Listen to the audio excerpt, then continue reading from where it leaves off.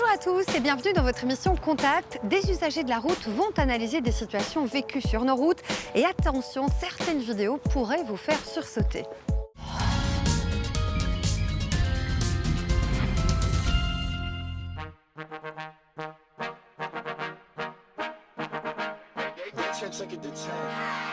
En Belgique, 15% des accidents corporels concernent une collision par l'arrière. Mais alors, comment l'éviter ? Oula.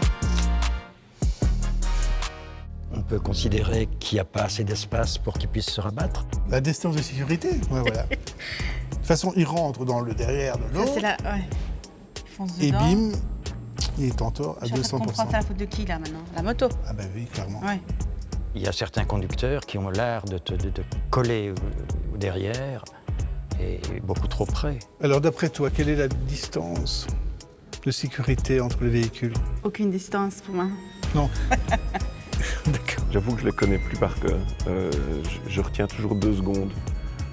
2 secondes, peu importe la vitesse, ça donne une distance de freinage suffisante. Donc c'est 2 secondes ou plus. Mais je crois que dans le code de la route, il y a des distances fixes. Mais j'ai oublié. Les distances de sécurité ne sont pas suffisamment respectées par les automobilistes. On voit que seulement 6 automobilistes sur 10 respectent les distances de sécurité sur autoroute. Un accident avec tué ou blessé sur 6 est lié à cela. C'est un véhicule qui a foncé dans un autre par l'arrière et donc probablement qu'il y avait un problème au niveau de la distance de sécurité.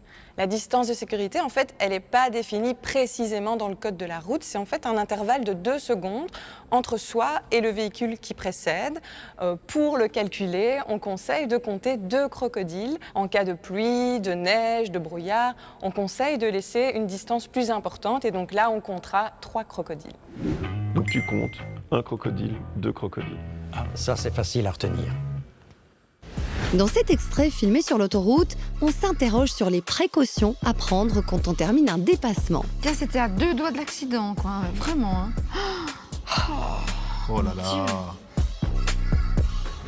Oula, celui-là, il n'a jamais regardé s'il pouvait se rabattre en toute sécurité.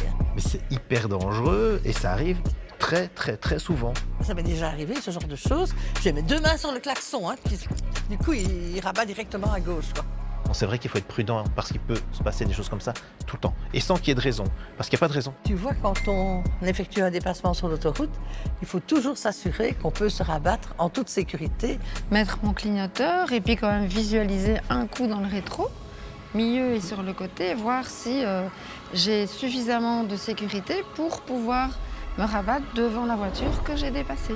La distance de sécurité, ce n'est pas que par rapport au véhicule que l'on suit, c'est aussi quand on se rabat après un dépassement, quand on change de bande, on doit également avoir une distance de sécurité suffisante avec le véhicule qui va se retrouver devant nous et aussi avec celui qui est derrière nous. Et donc il faut avoir l'espace nécessaire pour se déplacer sur l'autre bande. Quand on effectue un dépassement sur autoroute, il faut évidemment mettre son clignoteur, regarder dans ses rétroviseurs qu'on a la place pour se déplacer. Dans une voiture, on a un rétroviseur intérieur, central, qui est celui qui nous montre les choses le plus proche possible de la réalité. Et les rétroviseurs latéraux peuvent induire en erreur et donc il faut vraiment utiliser tous les rétroviseurs et puis un petit coup d'œil au-dessus de l'épaule, vers la gauche ou la droite pour vérifier qu'il n'y a pas un véhicule dans l'angle mort. Je suis très prudente au volant. D'ailleurs, tu viens toujours avec moi et tu ne t'es jamais plaint.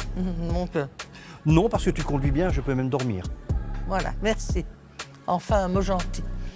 Merci d'avoir suivi Contact. Moi, je vous donne rendez-vous la semaine prochaine. D'ici là, rendez-vous sur les réseaux sociaux ou encore sur la page Facebook RTBF Mobile Info. Bonne route!